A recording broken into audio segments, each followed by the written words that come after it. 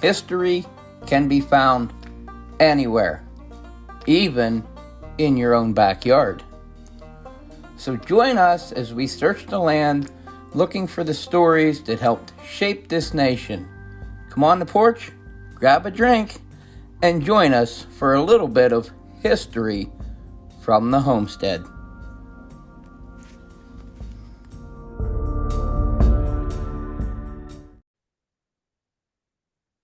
Hey there, history buffs. Welcome to the History from the Homestead podcast. I'm your host, Thomas Carroll, and today we're joined by not one, but two guests from the Great Lakes Shipwreck Museum. So we'll start off, I guess, with Bruce. Tell us a little bit about what you do there and who you are. Well, thank you, Thomas, and thanks for having us. My name is Bruce Lynn. I'm the director of the Great Lakes Shipwreck Museum. That's a small museum. It's located up at Whitefish Point in Michigan's eastern Upper Peninsula. We like to talk about shipwrecks up there. Obviously, the Edmund Fitzgerald is about 17 miles northwest of where Whitefish Point is located. We have the oldest operating lighthouse on Lake Superior up there, and we have a number of United States Coast Guard buildings up there as well, and U.S. Navy buildings from the 1920s. So a big part of my job up there is keeping everything operating and keeping the keeping the place staffed and keeping the helping our staff, I guess, to keep the history alive up there as well. We have a small museum also located in Sault Ste. Marie. It's in an 1890s era Weather Bureau building. And that's actually where I'm sitting today. It's a sunny day. There's green grass, which is kind of crazy right now because just not long ago we had about a foot of snow on the ground. So we're happy about that. But again, thank you, Thomas. I appreciate your having us. Sure. And Corey, go ahead and tell me a little bit about yourself. I am the content/communications director for the Shipwreck Society, and I have been with the Shipwreck Society since 2006 as a board member. I was hired on for this position last year, and I love it. And my job is to basically, communicate and content create. So I've been doing a lot of documentaries. We got a lot of things in the pipeline as far as getting the stories out of these shipwrecks and and a lot of other things that we're working on. So it's a great job working with great people, and Whitefish Point is definitely a very, very magical place for not only us but for a lot of people that visit. Yeah, and that's great. So I appreciate you guys joining me. So you mentioned it there, Bruce, the Edmund Fitzgerald, which I promise everybody we're going to get into that. But I think we should head more towards some of the other shipwrecks because the Great Lakes themselves are quite notorious for shipwrecks, many of which have not even been found yet. Yes, absolutely. There's about 6,000 shipwrecks on the Great Lakes in total. Depends on what statistic you're looking at. And in the area of Whitefish Point alone, there's roughly 200 shipwrecks that have been recorded in that area. So there's, Thomas, there's a lot of reasons for these shipwrecks. The weather obviously is a huge part of it. If you think of technology of the ships, maybe going back to the 1880s, 1900s, early 1900s, they didn't have the technology that those ships have that are out there today. They're traveling the lakes. They tend to be smaller. They would often be leaving port at times when they probably shouldn't have, and much of that has to do with weather reporting, which is so much better today. But if you look at Whitefish Point just as an example, and if your listeners find it on a map, you'll see that it's a funnel. You have all of your ship traffic coming in and out of Lake Superior have to go right past Whitefish Point. So that if you just let alone reduced visibility, snowstorms, fog, even forest fires in the late 1800s would obscure visibility. Collision was a big concern. So some of the shipwrecks we talk about at the museum were a result of collision. But also the weather driving these ships ashore, coupled with the fact that there were no natural harbors for about a stretch of roughly 80 miles, going from Whitefish Point to the area of what's called the Pictured Rocks National Lakeshore today. You combine all those factors, and we end up with a a few hundred shipwrecks right along that stretch. 200, like I said, approximately. But that number, again, you look at statistics, it could either be higher, be lower, depending on what articles you're reading and what research has been done. But there's no shortage of shipwrecks on the bottom of Lake Superior, right in that area. And most Yeah. of Oh, go ahead, Corey. I was just say there are hundreds of shipwrecks out there, and the interesting thing that people start to realize when they come visit the museum and see some of the stories we tell is every wreck is kind of different as far as the story goes. People, there's a lot of life and loss out there, and the wrecks that we do tell the story of, there's differences in every single one of them, and people walk around our museum just amazed at some of the other stories that they learn when they come to our museum. Yeah, and I think about some of the shipwrecks. The one that got me years ago, as I said before when we were talking, I used to go up to Lake Erie fishing a lot. And there was a little bar in Erie, I don't remember the name of it, that had a big giant map of Lake Erie. And it just, with the known shipwrecks, just pinpointed all over the place. And it was astounding. Even shipwrecks back to the 1800s with the wooden, the little wooden sloops or whatever you'd like to call them. It was just amazing.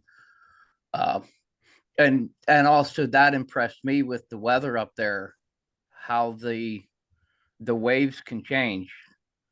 I mean, we've been out on Erie where it was a perfectly calm day, and within 20 minutes you're into 5-foot swells or more. They just come out of nowhere. Yeah, that happened a lot up at Whitefish Point and along what it is called the Shipwreck Coast. If you go up there right now, there's barely anything between Whitefish Point and Grand Marais. There's maybe a cottage here and there. So, think of the technology we have today. And when a ship would be in trouble out there, there wasn't a lot anybody could do. There were life-saving stations built along that shore, but oftentimes sometimes the ships were just out of luck. I mean, like the Jupiter and Saturn that sank, they're both shallow wrecks just west of Whitefish Point. A lot of those sailors washed ashore and were never identified. There's a little cemetery west of us too that has a bunch of unknown graves. It just says unknown. There's a cross, and some of those people from those wrecks are there. So it's a very it's a temperamental lake, and it's just back then there was nothing that these people could do. If they did make it ashore, more than often the weather would take them out. So a lot of times there wouldn't be any place they could get in to get out of the elements. There'd be no shelter. So Corey bringing up a good point. The life-saving stations, there were 4 of them that were built along that stretch that he just referenced called the Shipwreck Coast. That's that 80-mile stretch I was referencing before. And that's a whole nother, Thomas, that's a whole nother chapter of history that I think most people don't know about. We think of the Coast Guard, but the life-saving service was a predecessor.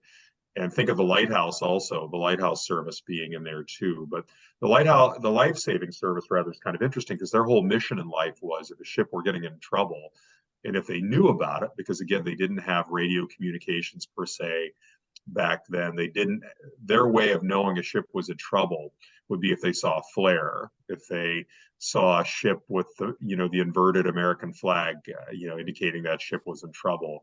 So very, very basic, their way of identifying a ship in distress. But if it was, their whole goal was to get out there and try to do something about it. And if you think about a couple 100-foot long schooner or a steel steamship that's in trouble out on the lake, if that big of a ship is in trouble, well, guess what? You've got to take your open boat now, and you're pulling on oars to get out there.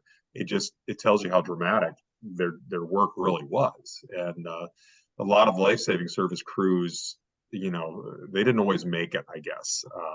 They didn't always get back. And there's a famous quote that goes, "You had to go out, but nothing said you had to come back." and it really speaks to the kind of work that they did. Yeah, that's I didn't even know about that. Um, I always thought about the Coast Guard. I never really thought about the stations beforehand. Um, so when did the Coast Guard really start setting up there? Do we know for sure? Because I mean, we've been sailing on the Great Lakes since recorded time, basically. Thomas, it depends on how you're asking the question, but the Coast Guard itself came into being in 1915. So you had the life-saving service and the revenue cutter service combined at that point and formed the Coast Guard. If we go a little further ahead in time, 1939, the Coast Guard, the lighthouse service became a part of the Coast Guard at that point. So you had all these different entities that were predecessors to the modern Coast Guard, but much of what the modern Coast Guard does now was encompassed in these different government entities back in the day. Does that help? I wasn't sure exactly how you were at. Yeah, no, that makes sense. It almost like they all incorporated to one service, if you will. Yeah, that makes a lot of sense. Now, it might be a tough one to answer, but how far back do we know as far as, let's call it, commercial shipping?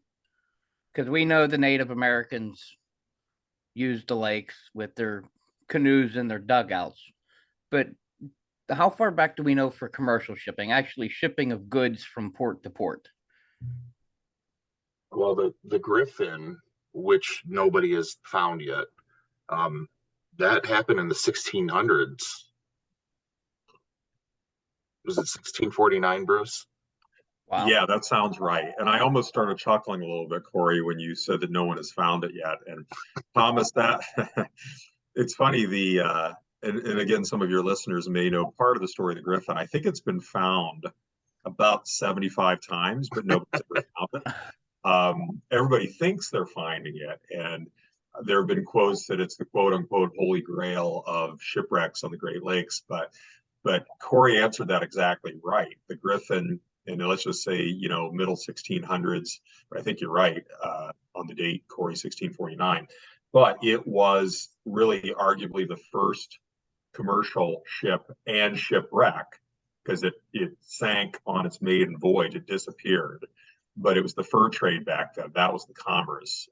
You had to think in terms of the lakes being a great highway system, which really they are today. The difference being today, we have railroads, we have freeways, we have other arteries for, commercial traffic to be moving.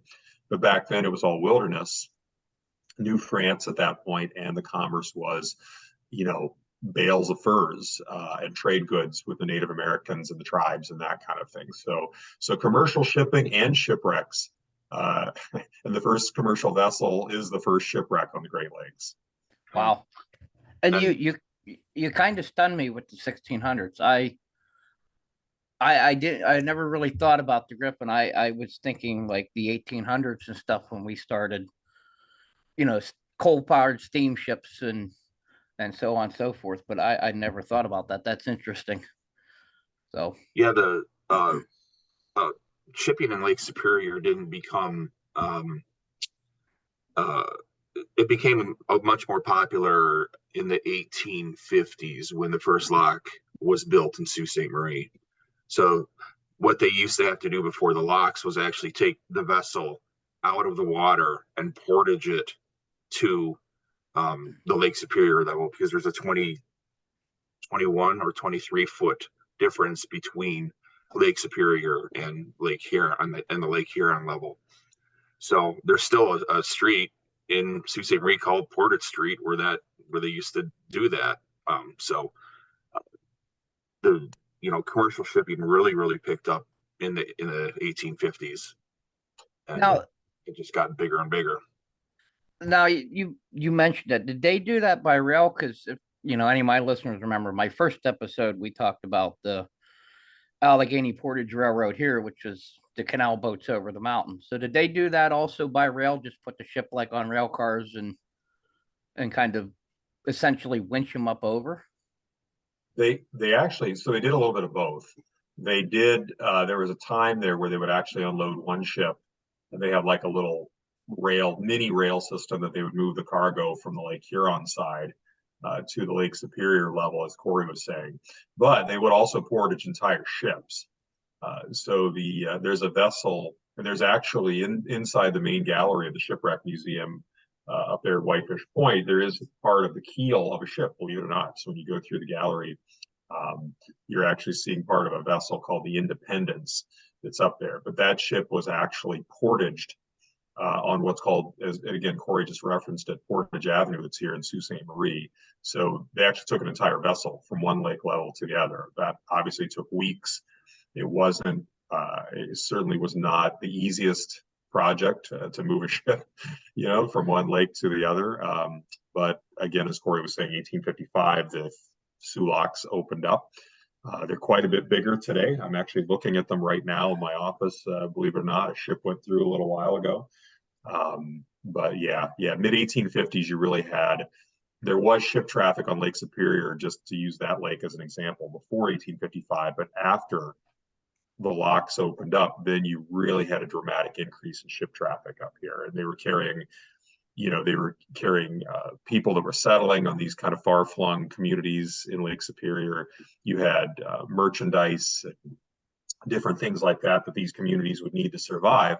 But you also had raw materials, copper, iron ore, coal, things like that were being transported on these ships. And the Independence is interesting because it's, again, it was the first steamship on Lake Superior, but it was also one of the very first shipwrecks of a steamship on the lake as well. And this one was no collision or anything like that. It was a boiler explosion that sank that particular ship. It was barely out of the St. Mary's River going up into Whitefish Bay, but it speaks to the danger at that time of traveling, on these vessels. There were so many different ways these ships could get into trouble. And who knew that they would have a boiler explosion, but that's exactly what happened.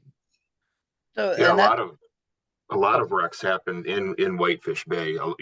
Everybody, when there's a storm popping up, a lot of people want to run to Whitefish Bay to take cover. But Whitefish Bay was also very dangerous as well during fog. If a blanket of fog would come in, there was a lot of shipwrecks by collision out there. The Superior City being one of them. 28 men died on that when it got ran into, and the cold waters of Whitefish Bay hit the boiler and it blew up. So there's a lot of different stories out there.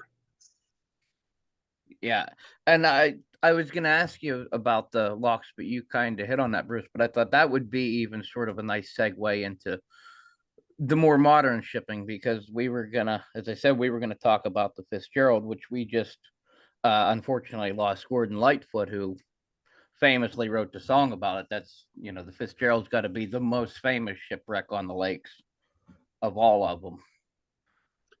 It definitely is. We've had a gentleman by the name of Fred Stonehouse. He's a researcher. He's an author, dozens of books on Great Lakes shipwrecks.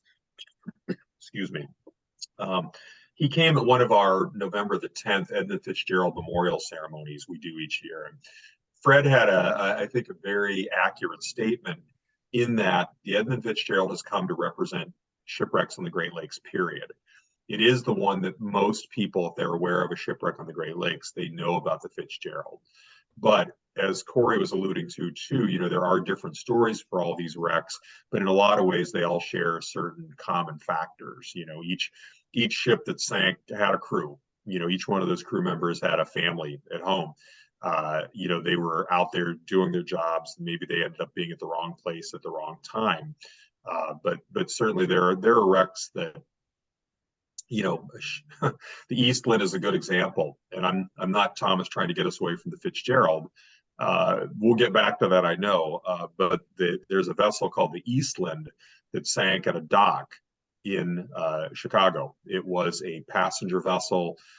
It ended up getting loaded improperly, and it just heeled over and sank right at the dock. And I want to say, and I'm forgetting the exact number, there were hundreds of people, I'll just put it that way, hundreds of people that drowned when that ship heeled over and they were trapped below decks. That's kind of an unusual story. But if you look at the vast majority of those 6,000 shipwrecks on the lakes, they do have certain things in common. And the Fitzgerald, in some ways, has become that shipwreck that we can talk about at the museum, that gives us the ability to start talking about all these other shipwrecks that are out there, because for the most part they're unknown. Yeah, and that's a really good point, because every year when they toll the bell for the Fitzgerald, they toll it 29 times for the men lost, and then once more for all the others that were lost before them and even after them.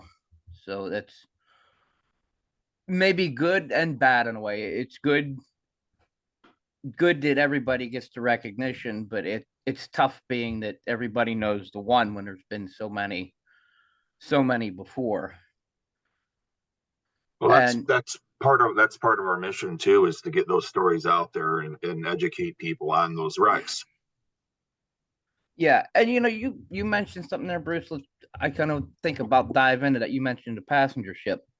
Was was there much viable passenger shipping on the lakes? I'd never really. You always think of the ore freighters, but you don't think about any passenger shipping. Was there much of that?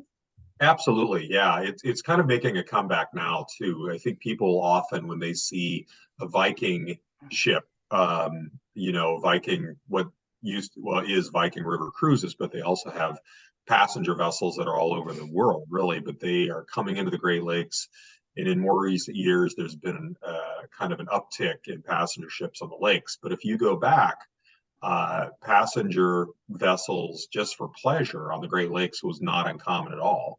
You look at places like Mackinac Island, they had different shipping lines, the Georgian Bay Line, the Detroit and Cleveland Steamship Company.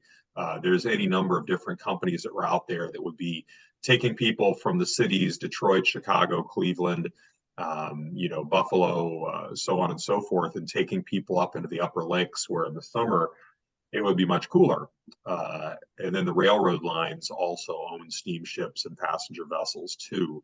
So it was very popular in the lakes. It wasn't today. It's almost like a luxury type of form of travel. But back then, you would have high school senior classes that would be going on a vessel called the North American or the South American and going up into northern Lake Huron or northern Lake Michigan and visiting Mackinac Island, or going all the way across Lake Superior and going to Duluth and places like that. So it was pretty common. And for any of your listeners that might go to Mackinac Island, you'll see different references depending on, what attraction, or let's say you go up to Fort Mackinac, you'll see references and you'll see photographs of these massive ships, most often wooden vessels, steamships that were traveling on the lakes, and beautiful, beautiful ships. Very common. Yeah. Yeah, that's to say. See, there anybody that really thinks about it, especially the modern lakes, you don't you don't think about passenger vessels. You think about fishing boats and the boat owners and the giant ore freighters. I've never really didn't even consider passenger vessels in this, but yeah, I could see it. Yeah, I kind of wish it was like that today. I would love to take a cruise, and see some of these parts of the lakes that we're fortunate at the museum. We have a research vessel, and we're all over Lake Superior and different parts of very far northern Lake Huron. But yeah, I mean, you get out there and you see a lot of islands. You see things that you would never, and most people would never see. But when those passenger vessels were out there cruising, it had to be wonderful to take those things. Again, it's very, very expensive these days to go on a cruise on the Great Lakes. Yeah, that would be fun to do. I'd never been out on Superior or just Erie, but that would be fun because those lakes are not small. If anybody's never been to them, they are not small lakes. If you ever wanted to do a nice 2.5 hour cruise, there's a passenger vessel called the Emerald Isle that goes back and forth from Charlevoix to Beaver Island. And I've been on that in 10-foot waves, and it was not a fun experience. But that's a nice quick trip if you ever wanted to do anything like that. So anyway, we were talking about the Fitzgerald, and I guess we'll head our way back to that. It was November 10th when we lost it, 1975, if I'm not mistaken. Correct. That's exactly right. I'd say I was reading up on it again last night, trying to refresh my memories. But I guess as far as shipwrecks, we don't know what even happened to the Fitzgerald yet, for sure. That's correct. There's a lot of theories. There's new theories, it seems like, all the time that are coming up about why it sank. There's an interesting part of the story of the Edmund Fitzgerald is that the story just continues to grow in a lot of ways, and Gordon Lightfoot is a part of that story. His writing the song, the popularity of the song, and getting that ship into the public imagination, that's really part of the story too. But if you look at the basics of the story itself, it was not an unusual situation. It was November the 9th. November on the Great Lakes period is not a great time of year to be sailing out there on the lakes. But these ships, that was a 729-foot ore carrier, massive ship. It wasn't that old at that point, but it was built in 1958 at the Great Lakes Engineering Works down there in Detroit, River Rouge, that area. But November 9th, 1975, it left Superior, Wisconsin, loaded up with iron ore. They knew, and I say they, the captain and clearly the crew, but Captain Ernest McSorley, he was aware that there was a weather front that was coming in, and that Lake Superior was probably not going to be super smooth as they were crossing, but it wasn't unusual. They expected that time of the year. The Fitzgerald itself was actually a weather reporting ship. So they would take different observations and readings, and they would report that back to the Weather Service and their shipping company, the Columbia Transportation Division of the Ogle Bay Norton Company. But the bottom line was they left November the 9th. They were coming up the north shore of Lake Superior. There was another ship called the Arthur M. Anderson, came out of Two Harbors. It was loaded up with iron ore as well. Captain Bernie Cooper on board that ship was in contact with Ernest McSorley on board the Fitzgerald, and they determined, because of this weather that they knew they were going to get into, to take a more northerly course to hopefully use that Canadian shoreline as a little bit of a buffer. They could get into the lee of that shoreline and hopefully not get beat up by the wind so badly and the waves. So they took that northerly course and had a relatively uneventful crossing of Lake Superior. High winds, pretty good sized waves, but nothing that they weren't capable of dealing with, at least so they thought, and got to that northeast corner of Lake Superior. There's an area called the Slate Islands, and they made their turn. We're Canadian waters at this point. Made their turn to head down towards Whitefish Bay. And they ended up passing an island called Michpicoten and another island called Caribou. These are some of these interesting islands that are out there in the lake that, again, most people never see. But they kind of threaded the needle between those islands. And somewhere along the lines, the Fitzgerald took some damage. Captain McSorley had reported back to Captain Cooper on the Anderson that they had been taking on water. They had a little bit of an issue going on with fence rails and vents. Their radar was out. They had a list going on. That's kind of unusual for a captain on board of a ship to be reporting that over the radio. That's not something necessarily you're going to tell the world about. But he obviously had some concern as to what was happening with the Fitzgerald at that point.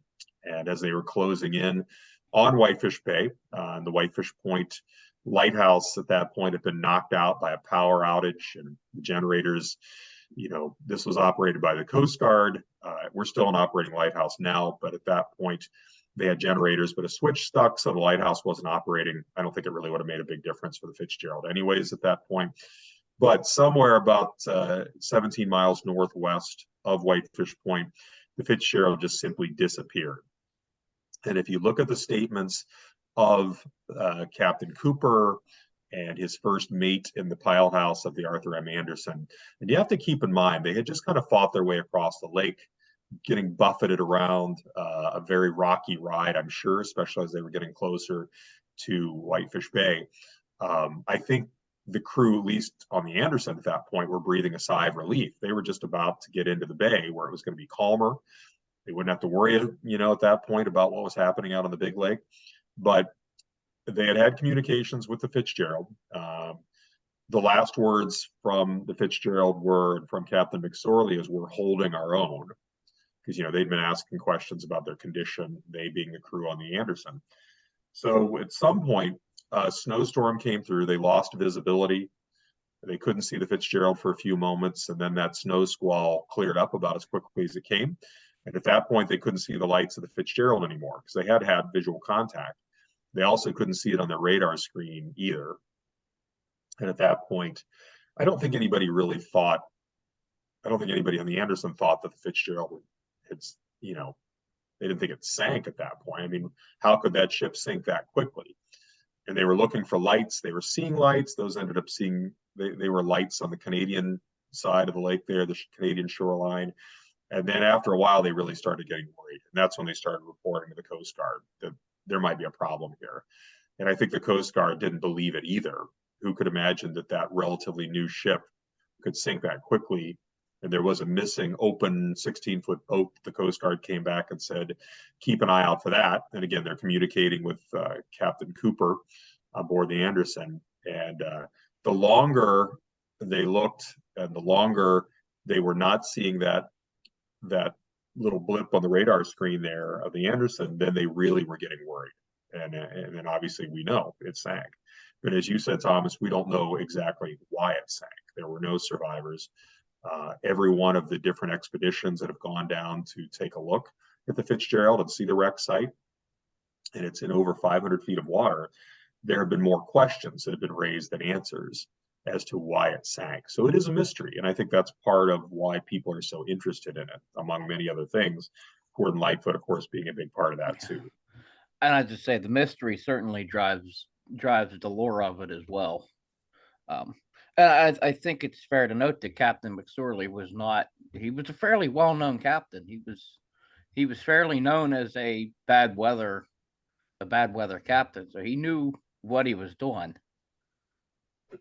But, yeah, he was a heavy weather sailor, they called him, and he would go right through storms, and he'd done it his entire career.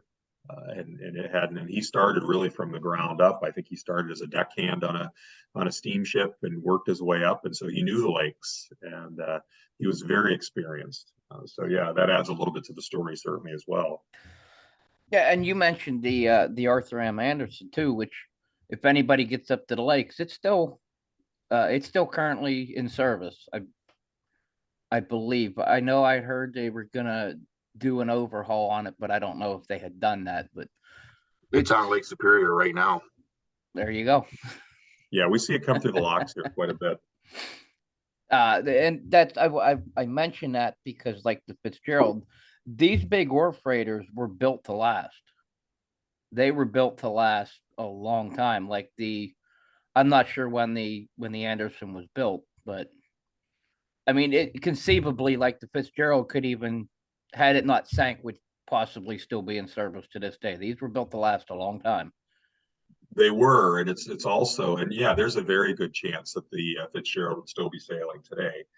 But if you think about it too, it's fresh water, so it's not salt water. You'll see a lot of these ocean-going ships coming through, and you'll see how rusted a lot of them are, and that salt water can be much harder, on those steel ships. So there have been some ships that sailed on the Great Lakes, and there was one up until about, oh gosh, Corey, you know what I'm talking about.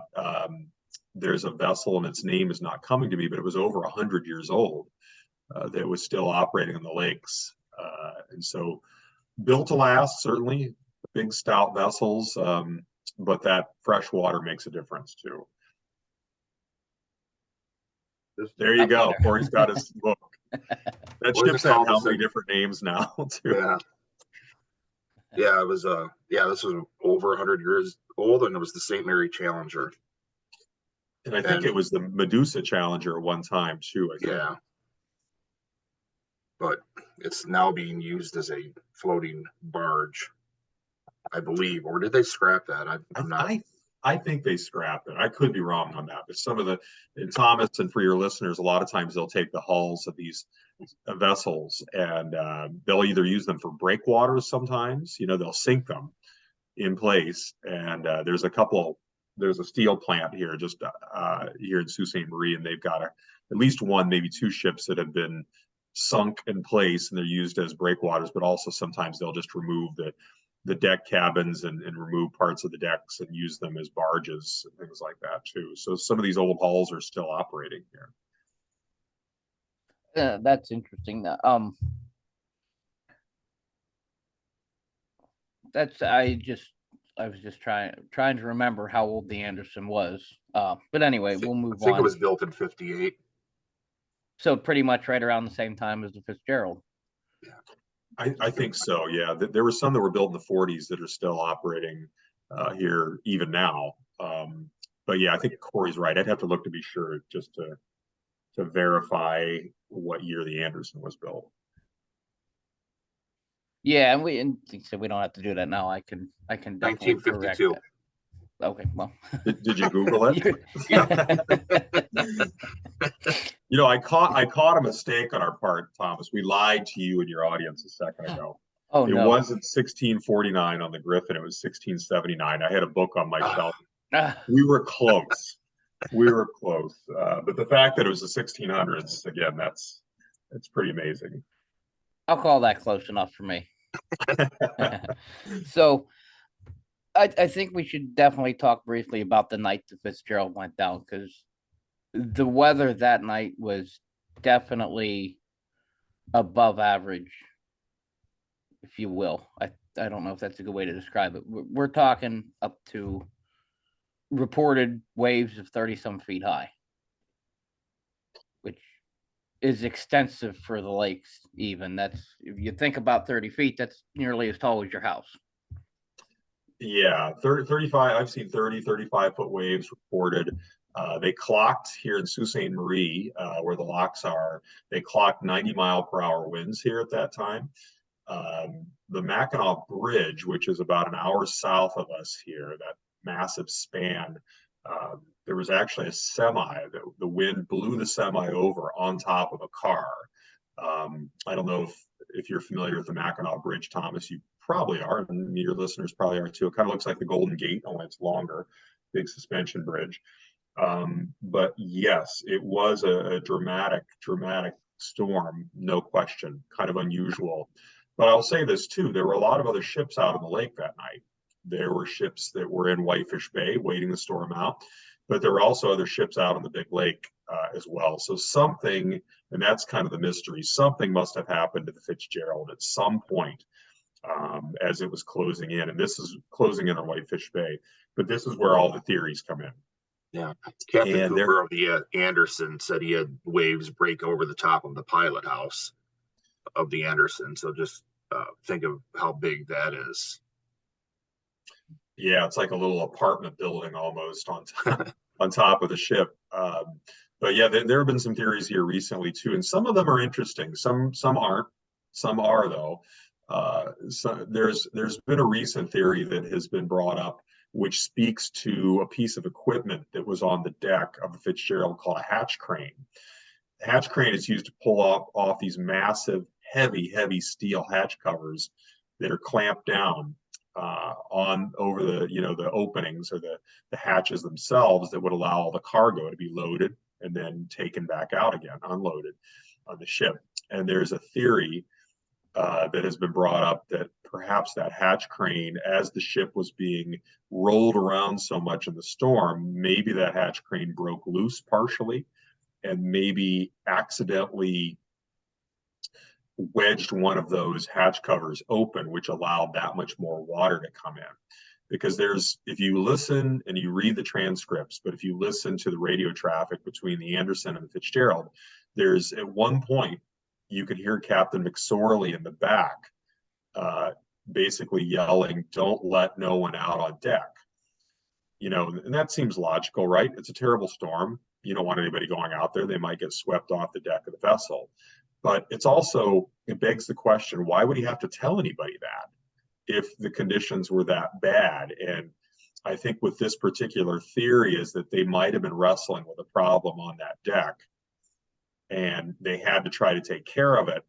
But at the same time, by putting someone out there to try to, let's say, for example, if the hatch crane had broken loose and had caused damage to one of the hatches, but if you had waves like Corey was just referencing, they're clearing over the top of the pilot house, or maybe 6-8 feet tall over the deck, you can't let someone out there. There's no way that they could effect a repair. They'd be swept overboard probably, unless they were able to, connect themselves somehow to the vessel. But even then, not able to really work effectively if you're spending half your time hanging on for dear life as the waves are trying to wash you overboard anyway. And to think about that, because for anybody that doesn't really know about the ore freighters and that, to get from one end of the ship to the other, they did not have to go on deck. They could take the tunnels from front to back, so it wouldn't be.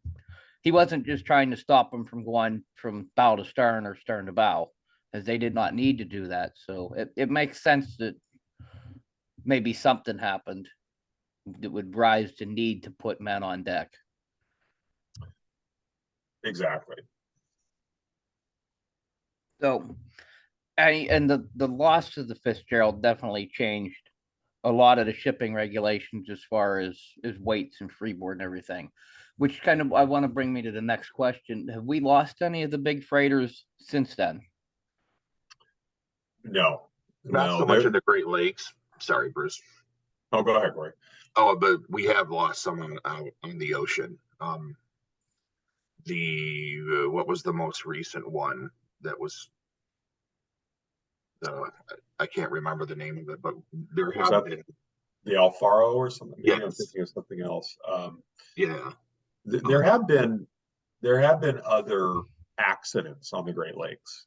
You've had ships that have run aground. There was a Coast Guard buoy tender called the Mesquite that ran aground off the Keweenaw Peninsula, western Lake Superior, very rugged shoreline. The Mesquite ran aground. It was late in the season, and the conditions really made it difficult to recover that vessel. And then over the winter, between the ice and just how rough the conditions were, it ended up sinking.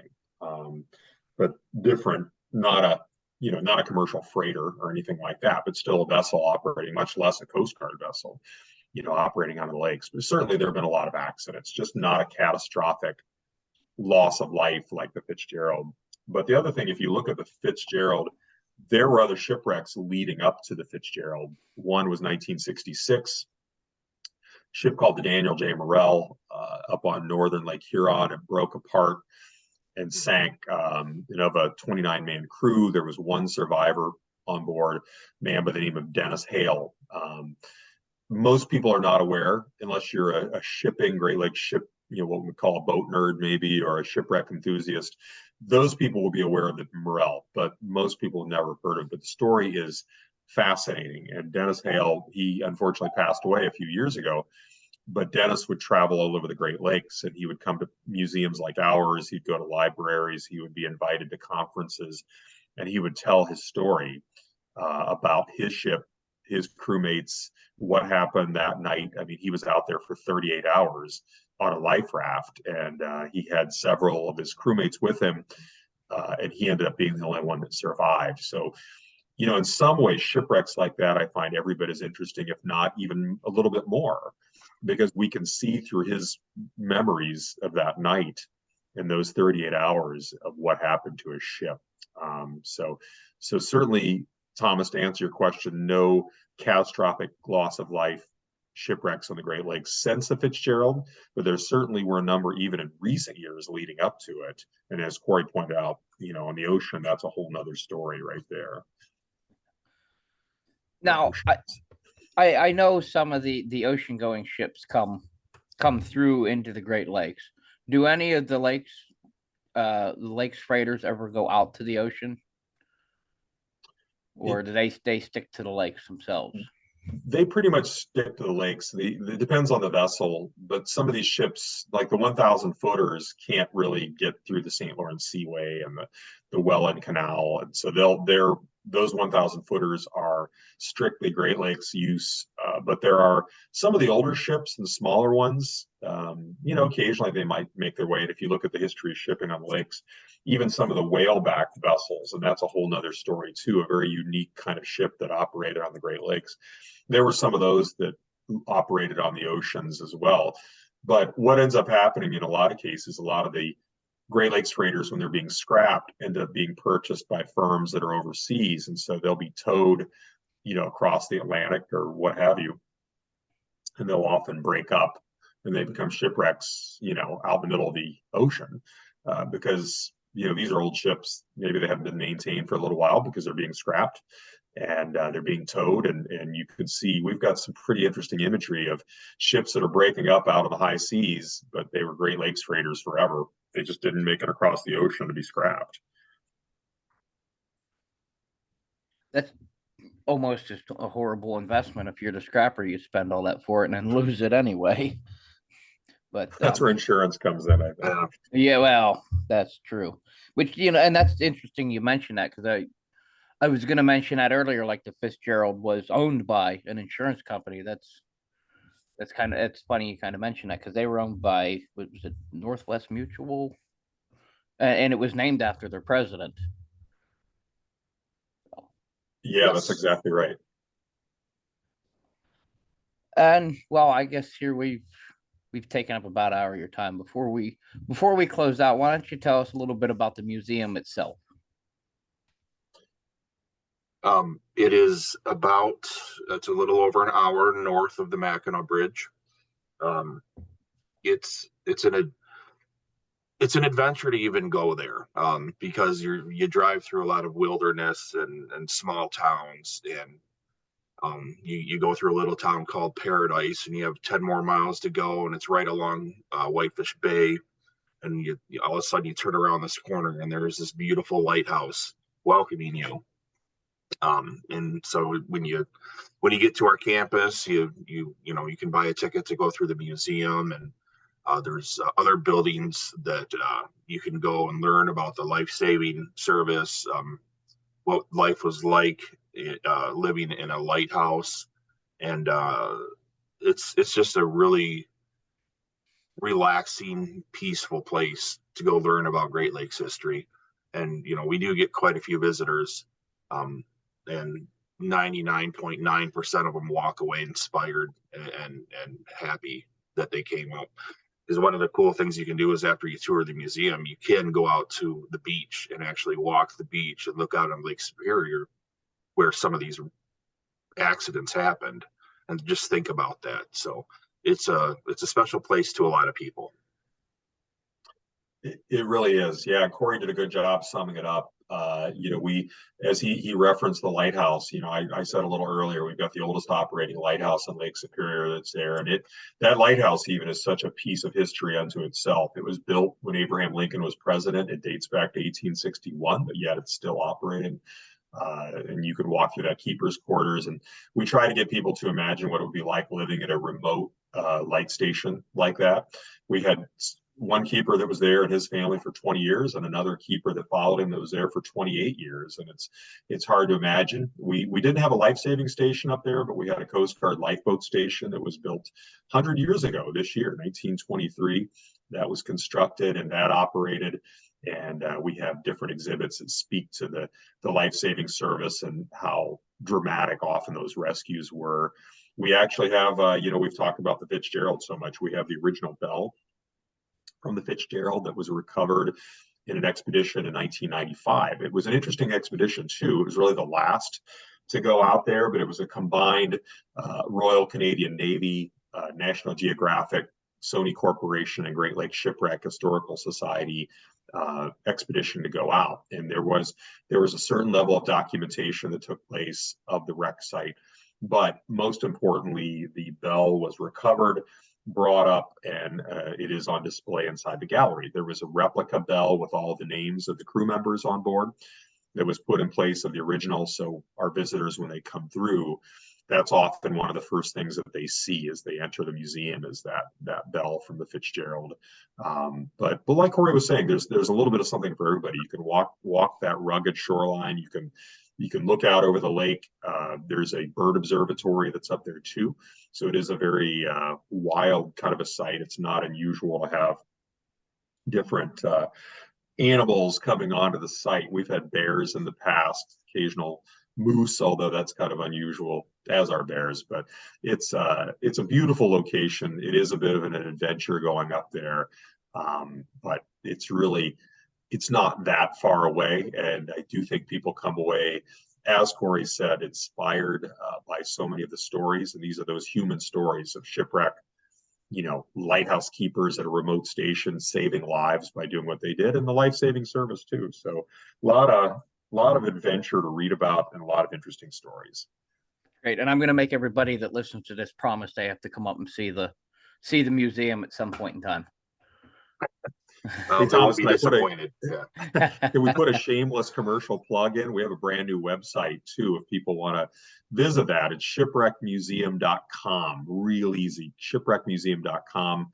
Whole new website, and they can learn more about what we do and what we have and when we're open and where we are, that kind of thing. That's excellent. And I'll share that wherever I can as well.